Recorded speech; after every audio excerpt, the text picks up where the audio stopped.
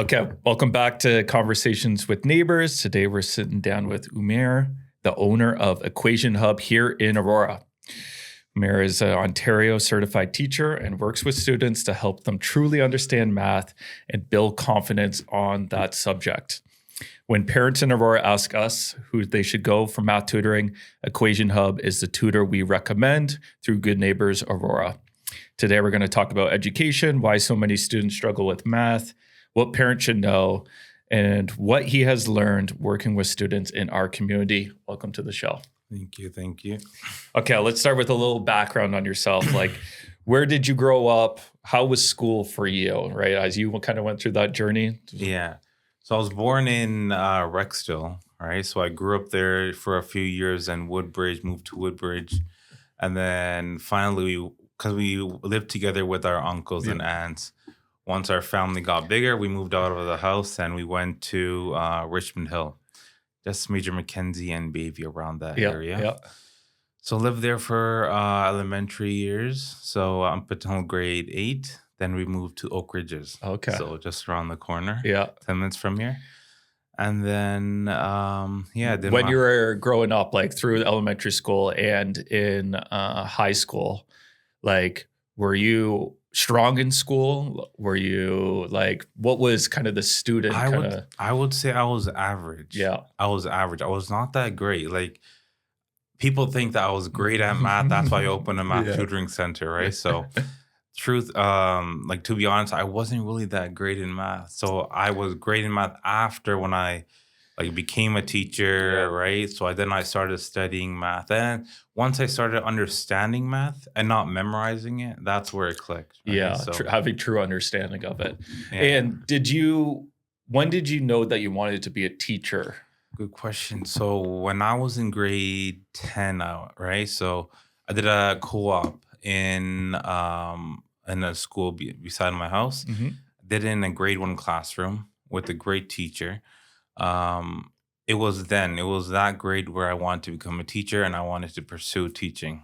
So you go through the process of becoming a teacher, right? Yeah. So what's the journey of becoming a teacher? Obviously the schooling part of it, but then do you just get hired? Do you have to do like substitute teaching? Like, what is the process of then getting hired? Yeah. So once I did my degree, I did my teaching degree. After that, got hired by the board. I didn't get hired by the board right away. I did emergency supply for a bit, for like a month or two. Mm-hmm.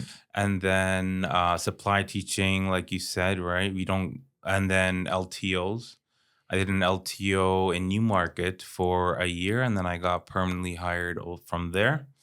And now I'm at a different school, so in Richmond Hill. Oh, nice. At the same school that I went to school to, which is crazy. A full circle moment. That's gotta be pretty cool. So I still see my teachers there. That's amazing. Yeah, it's crazy. That's gotta be cool, teaching at the school that you went to, right? Like, yeah. Oh, that is such a full circle. And I see my pictures there, my brother pictures. Yeah, like we graduated. So what grade do you teach? So right now, I'm doing prep coverage. So it's like grade 3, grade 1, kindergarten. For the past 2 years, I've been teaching kindergarten. Yeah. Kindergarten was my thing.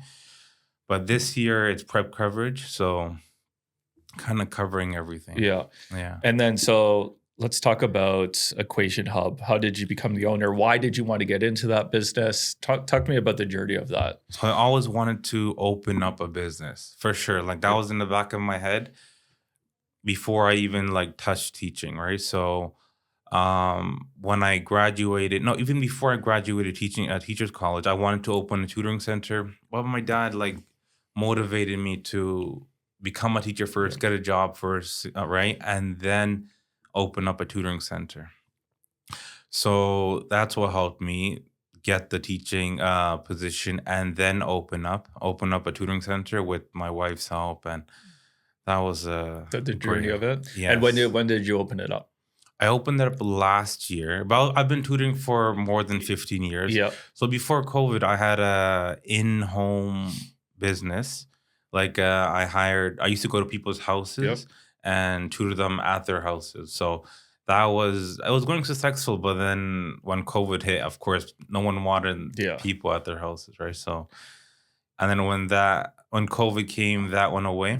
So then here we are with the Equation Hub now. Yeah, in the beautiful St. Andrews Village Plaza, right? It's a great plaza to be a Oh, part of, I right? love it. Yes, it's Um, amazing. so what obviously exposure to a lot of different students that come to you, and what's some common things that you find with people struggling with math today? Like why do the kids struggle with math? I kind of think it back to myself, and even talking about like your journey of it, it's not until you truly understand it. So like what are Yes. some common themes that you see of students that come to you that say, my kid's struggling with math? So I think there's already a pressure on these subjects. Like math is a subject that is has already pressure on it from whether it's from parents or teachers or friends. There is some kind of pressure on it, right? So that is one thing. And so another thing that I notice when kids get a bad mark, let's say they get a bad mark for Mhm. one test, and then they tell themselves they're bad at math, Mm, right? So that's not the case though, but they think they're bad at math and then they get discouraged and all that. Other factors come into play, right? So whether that's like friends teasing them for the mark and then, yeah, it so piles on yeah, itself. it Yeah. does. Yes. So what's kind of the philosophy with Equation Hub and how you approach it? If a parent wants to bring their kid there or students there, like what's your approach towards the whole thing? So we get students from like across the spectrum, like meaning we get students that are falling behind, have no confidence in math, and we get students that are excelling that want to excel Mm, more in the grades ahead, right? So when they come in, we do an initial assessment that's totally free, right? We just want to know the student. Know the student's strengths, needs, and where are the gaps. Because even if there's a gap, we need to fill that gap before teaching new concepts, right? So they come in, they sign. Once they sign up, we pair them up with a teacher, and our teachers are all OCT certified, so Ontario certified, so they know the curriculum inside and out. And we connect the teaching that we do to the school.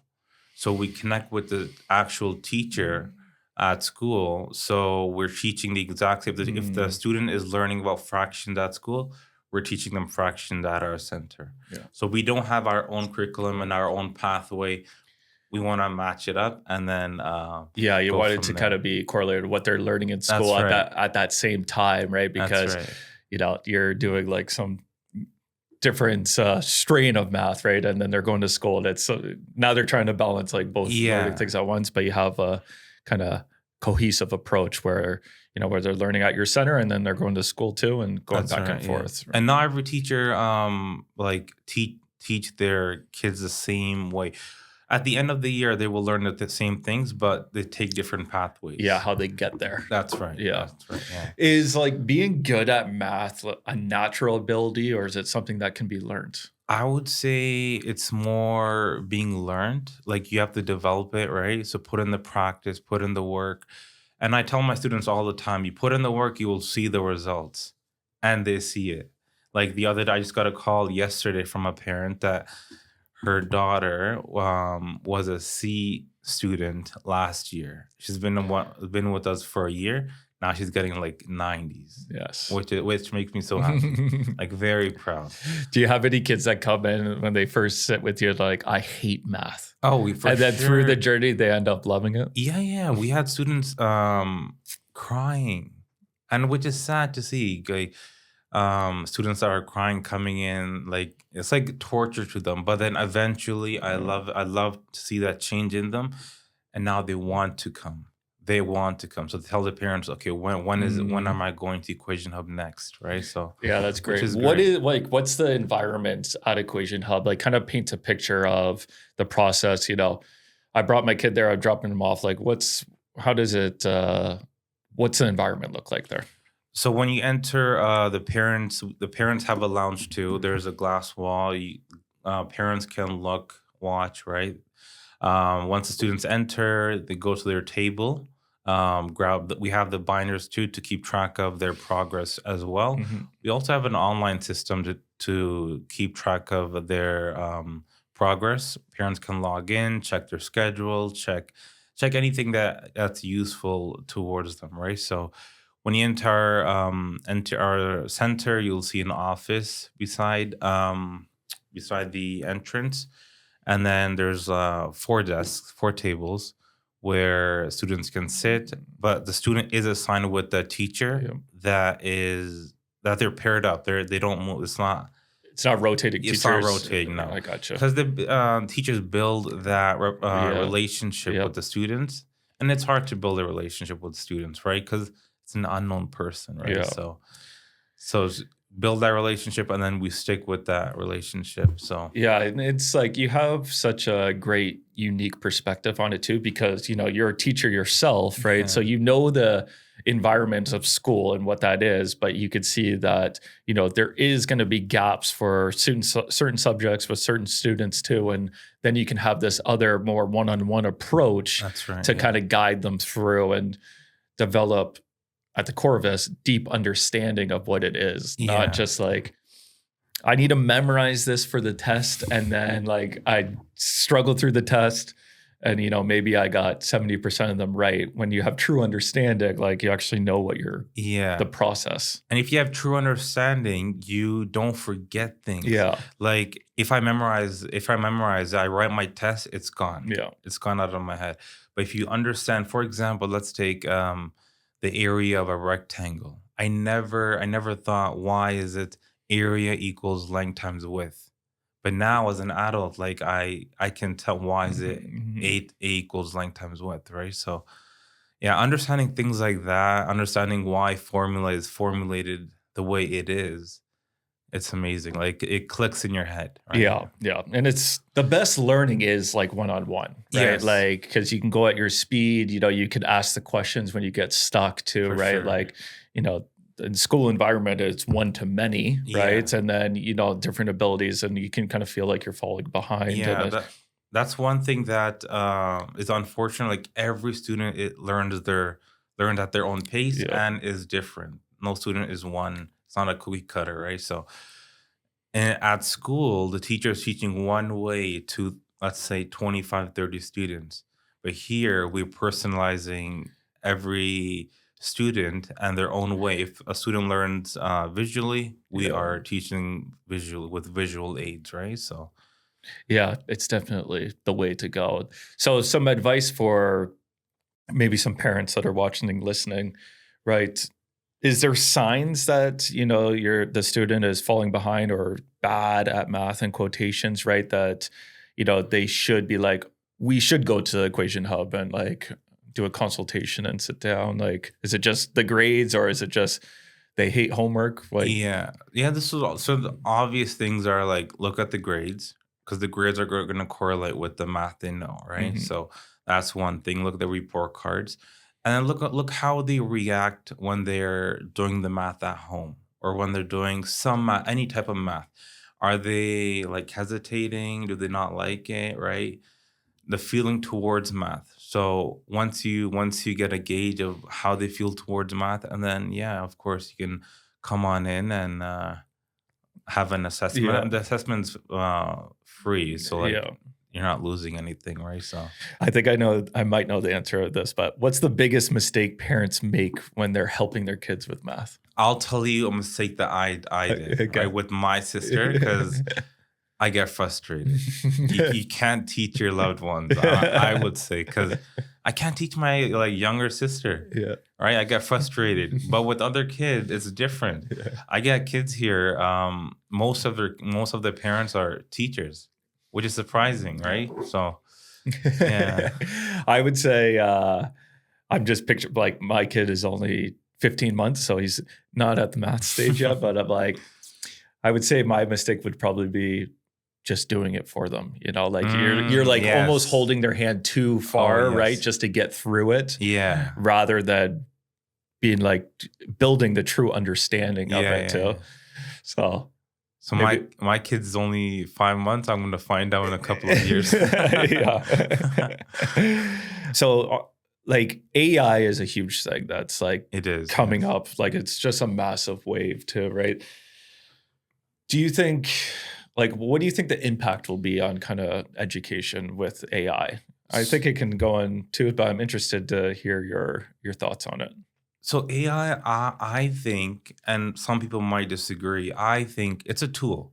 Like the calculator came out, when the calculator came out, it was oh, it can do super crazy math, right? But it's a tool that we use now to figure out some questions, right? So I think we should use AI. It's not going anywhere. So Mhm. use it to our advantage, right? So we can use AI, let's say, to help a student understand in their way, right? So Yeah, I do think like in the way that the one-on-one personalization, that speed too, like being able to use it as a tool to kind of ask questions back and forth and work it as their speed. yeah, But I think that we got to be careful to just not have it give us the oh answers and yes, to develop understanding for of what it sure. is that It we're comes learning, back to right? Yeah. understanding. Yeah, you're right. In Aurora, right? Again, the beautiful St. Andrews Village Plaza. Like, how has it been being in Aurora, building your business here, working with the families of Aurora? To be honest, I was telling my wife the other day that I'm trying to move to Aurora now. We live in Oak Ridges, but like I'm trying to move to Aurora. It's great. I love it. Yeah. Right. So we even provide this Sunday program where it's free for everyone. Like even if someone is not signed up with us, it's free. Where they can come in, bring their homework, and then I'm there to help out. Right. So I just want to give back to Aura. Yeah. That's one way that we're giving back. And like during Christmas time, we collect donations. When schools are opening in September, we collect donations and give to schools that are in need. So that's a great way to give back. And for you personally, how does it feel? How does it feel when a student finally gets it? You know, it clicks when they get that aha, whether it's a moment or belief in themselves, you know, that they can actually do this. I'm just doing it for that. Yeah. That thing that the clicks for them. I'm doing it for that. That's why I became a teacher. I want to become the teacher that I never had. So when I was growing up, I was not that good in math. I was decent. I was like average, Yeah. right? Okay, let's do a quick rapid fire on this. Okay. Hardest math concepts students struggle with? Fractions. Fractions. Fractions, yes. Calculator or no calculator? It depends. Go up to, I think, no calculator up to like grade 6, 7, and then add the calculator in. Math prodigy or disciplined learner? Discipline learner, yes. Did you have a favorite teacher growing up? I would say the one teacher that pushed me to become a teacher was that teacher that I still know that I'm in grade 1. When I was in grade 10, I did a co-op in grade 1 classroom. Her. Yeah, love that. Yes. Okay, thank you so much for being on the show today. Of course. Parents of Aurora, if your kid's struggling with math, go to Equation Hub, free consultation, go on Sundays, and you'll be thanking them for it.